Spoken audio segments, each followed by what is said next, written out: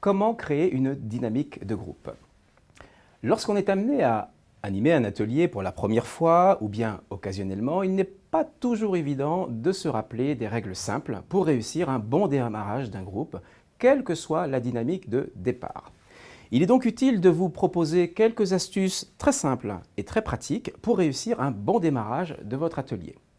Tout d'abord, un rappel des objectifs. L'objectif pour vous, c'est vraiment de faire en sorte que le groupe se sente bien accueilli et dans des conditions favorables aux échanges pour participer aux ateliers de manière dynamique et constructive. Un point très important pour ce module, c'est le fait de rencontrer préalablement, si possible, l'encadrement avant d'animer l'atelier afin d'obtenir leurs idées, leurs propositions, leurs points de vigilance spécifiques à leur service en lien avec la dynamique actuelle des groupes. Un autre point très important concerne la posture de l'animateur. Tout d'abord, il est important de s'adapter à son public, tout simplement, en adoptant une tenue vestimentaire adaptée. Alors, évitez le costume, par exemple, lorsque vous animez un groupe de soignants. En revanche, le port de la cravate est recommandé lorsque vous animez un groupe de dirigeants. Votre attitude devra rester bienveillante, authentique, positive, dynamique, pour contribuer à lancer une bonne synergie au niveau du groupe. Soyez attentif à ces conseils pratiques. Par ailleurs, concernant le matériel, très important, préparer la salle et préparer le matériel à l'avance est un gage de réussite pour que les conditions favorables d'animation d'un groupe puissent s'inscrire vraiment dans une dynamique dès les premières minutes auprès des participants que vous allez accueillir. Donc n'hésitez pas à proposer également, en démarrage d'un atelier, un icebreaker pour détendre le groupe, faciliter les échanges et vous permettre d'engager tout simplement un dialogue dans cette proximité avec chaque participant.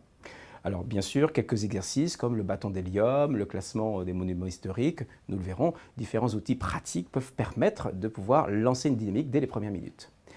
Quelques conseils cependant, toujours pratiques, une petite astuce pour maintenir l'implication des participants. Eh bien, il est toujours intéressant de bien rappeler les règles de fonctionnement du groupe, comme par exemple l'usage du téléphone portable, qui peut perturber la dynamique de groupe. Proposez alors, dans ces cas-là, d'adopter un consensus pour utiliser par exemple une boîte à portable le temps de la séance.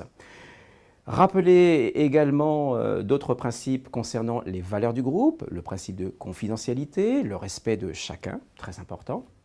Essayez également de décloisonner les catégories professionnelles pour faciliter les échanges en mixant tout simplement les groupes, en les faisant déplacer à l'occasion des différents ateliers.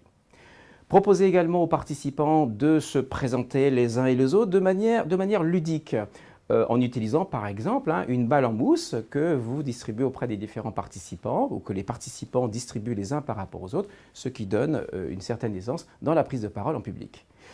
Positivez, positivez, positivez entre chaque participant dans l'ensemble des exercices proposés, ce qui leur permet de se sentir valorisés.